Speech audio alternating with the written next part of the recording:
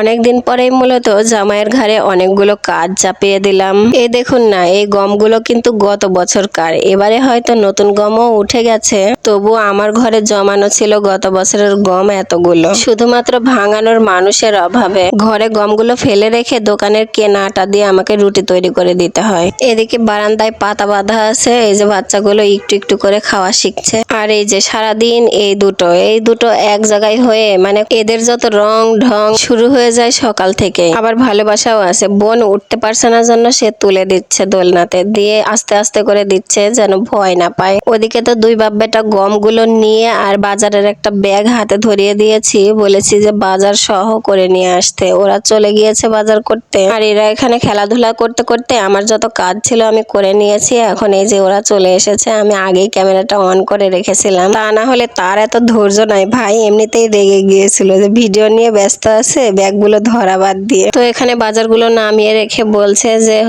এই যে তরমুজ নিয়ে এসেছে একটা। আমি আগের দিনকে বলেছিলাম যে এত গরমে একটু তরমুজ হলে ভালো হতো, তো দেখছি তার সেটা মনে আছে। আর বলছে যে আপেলের মতো একেবারে টমেটো গুলো, আমি একটা খাই, তাই বলে সে নিয়ে চলে গেল। মাশাআল্লাহ, আমার রাগ করাতে আজকে বাজারগুলো ভালোই এসেছে। তো আমি বাজারগুলো আস্তে আস্তে ভিতরে নিয়ে এসে এখানে সবকিছু ঢেলে একে একে সবকিছু ফ্রিজ আপ করে নিব।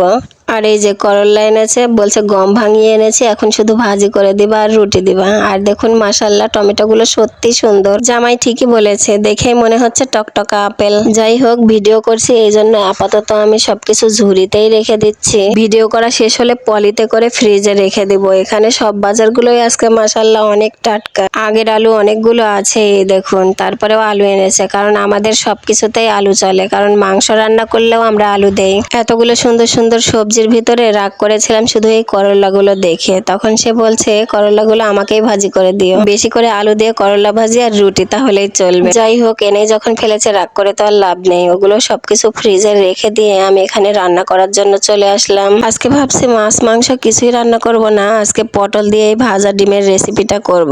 এত গরমের ভিতরে এই পাতলা ঝোল দিয়ে আর কি এই ডিমের তরকারিটাই আর কি ভালো হবে খেতে। তো এখানে দুইটা ডিম দিয়ে দিয়েছিলাম, এই কারণে একসাথে ভারী হয়ে গেছে জন্য উল্টাতে সমস্যা হচ্ছিল। পরে আলহামদুলিল্লাহ ভালোভাবেই উল্টাতে পেরেছি। এখন শুধু পিস পিস করে নিব। পটল আর আলুর পাতলা ঝোল, আর সেই ঝোলের উপরে এই ডিমের পিসগুলো দিয়ে দেবো। মাশাআল্লাহ, মাছের পিসের থেকে বড় পিস হয়েছে, কিন্তু কেউ খেয়েছেন কিনা জানি না, তবে আমাদের আলহামদুলিল্লাহ ভালোই লাগে খেতে। ডিমগুলো তুলে রাখছি একে একে। আগের দিনের ডাল আর ভাজি একটু ফ্রিজে থেকে গেছে, সেগুলো বের করে নিব। আর এই ডিমের তরকারিটা, তাহলে আলহামদুলিল্লাহ আজকের দিনটাও পার হয়ে যাবে। এখন আর বেশি কাজ নেই, এই মশলাটা কষিয়ে পটলটা দিয়ে একটু ভালোভাবে কষিয়ে ঝোল দিয়ে সেই ঝোলের উপরে ডিমটা দিয়ে দেবো, তাহলে আমার রান্না কমপ্লিট। আমি সম্পূর্ণটা দেখাতে পারলাম না, কারণ আমার ফোনে চার্জ ছিল না আর আমি ভিডিও ক্লিপ নিতে পারি নাই। যাই হোক, আজকের ভিডিও কেমন লাগলো সবাই কমেন্ট করে জানাবেন। সবাই ভালো থাকবেন, সুস্থ থাকবেন, আর আমাদের জন্য দোয়া করবেন। আল্লাহ হাফেজ সবাইকে।